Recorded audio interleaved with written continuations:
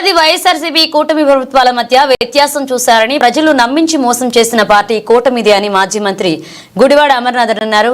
ఇచ్చిన మాట నిలబెట్టుకున్న పార్టీ వైఎస్ఆర్సీపీ అని, కూటమి పాలనలో ప్రజలు అనేక ఇబ్బందులు పడుతున్నారని, వైఎస్ జగన్ పాలనలో అనేక సంస్కరణలు తీసుకొచ్చారని, 5 ఏళ్లలో 2.75 లక్షల కోట్లు ప్రజల ఖాతాలో వేశారని, భోగాపురం ఎయిర్పోర్ట్, సచివాలయాలు, మెడికల్ కాలేజీలు నిర్మించారన్నారు.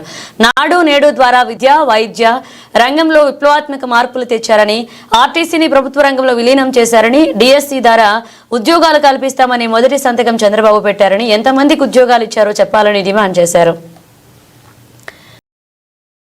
ప్రజలు ఆ మేరకు ఇచ్చినటువంటి తీర్పుకి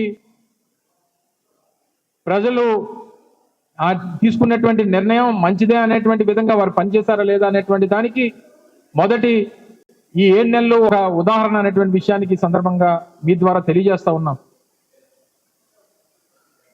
అధికారంలోకి రాగానే చంద్రబాబు నాయుడు గారు ప్రప్రథమ సంతకం మీ అందరికీ తెలుసు డిఎస్సి మీద పెట్టారు.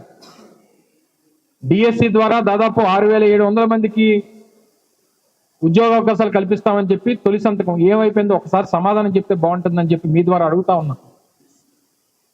దానికి సంబంధించినటువంటి నోటిఫికేషన్ లేదు, దానికి సంబంధించినటువంటి షెడ్యూల్ లేదు. తీరా 7 నెలలు కాలం గడిచిపోయింది.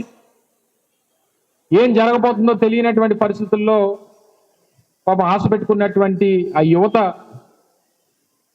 ఈరోజు ఏమైపోతామని తెలియనటువంటి పరిస్థితిలో యువత ఉన్నారు. అలాగే అనేక కార్యక్రమాలు, 1 కాదు 2 కాదు అనేక పథకాలు ఇస్తామని చెప్పి,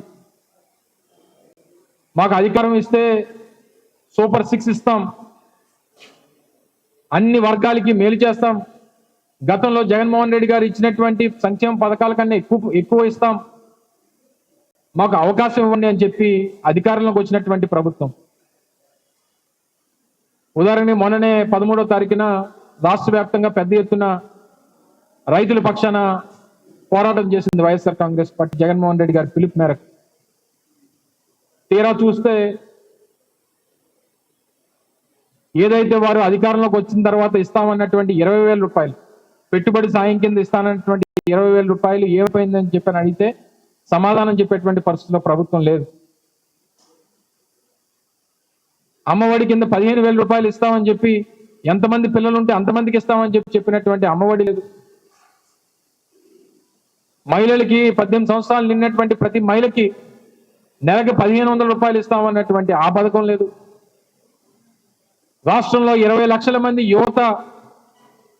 నిరుద్యోగ యువత ఉన్నారు. వారికి ఉపాధి కల్పించేంత వరకు 20 లక్షల మందికి నెలకి 3,000 రూపాయలు చెప్పిన నిరుద్యోగ భృతి ఇస్తానన్నారు, అది లేదు. ఈ చెప్పినటువంటి పథకాలు కాకుండా ఏదైతే పిల్లలకి ఇవ్వాల్సినటువంటి ఫీజు రీయింబర్స్మెంట్ 3,900 కోట్ల రూపాయలు అది బకాయిలు ఉండిపోయినాయి. ఆరోగ్యశ్రీ కింద కట్టాల్సినటువంటి నెట్వర్క్ హాస్పిటల్స్ కట్టాల్సినటువంటి 3,000 కోట్ల రూపాయలు అవి బకాయిలు ఉండిపోయి, కొన్ని హాస్పిటల్స్ అయితే ఆరోగ్యశ్రీ పేషెంట్లనే తీసుకున్నటువంటి పరిస్థితులు ఈరోజు రాష్ట్ర వ్యాప్తంగా కనబడతా ఉన్నాయి.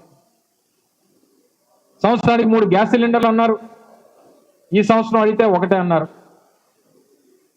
ఉచితంగా మహిళలకి బస్సు ఫ్రీ అన్నారు, మొన్న అడిగితే సంక్రాంతి అన్నారు, ఈరోజు పేపర్లో చూస్తే ఉగాది అంటా ఉన్నారు. ఏ సంవత్సరం ఉగాదో ఏ సంవత్సరం సంక్రాంతో చెప్తే బాగుండేది ప్రభుత్వం. ఇన్ని కార్యక్రమాలు ఇంత నమ్మబలికి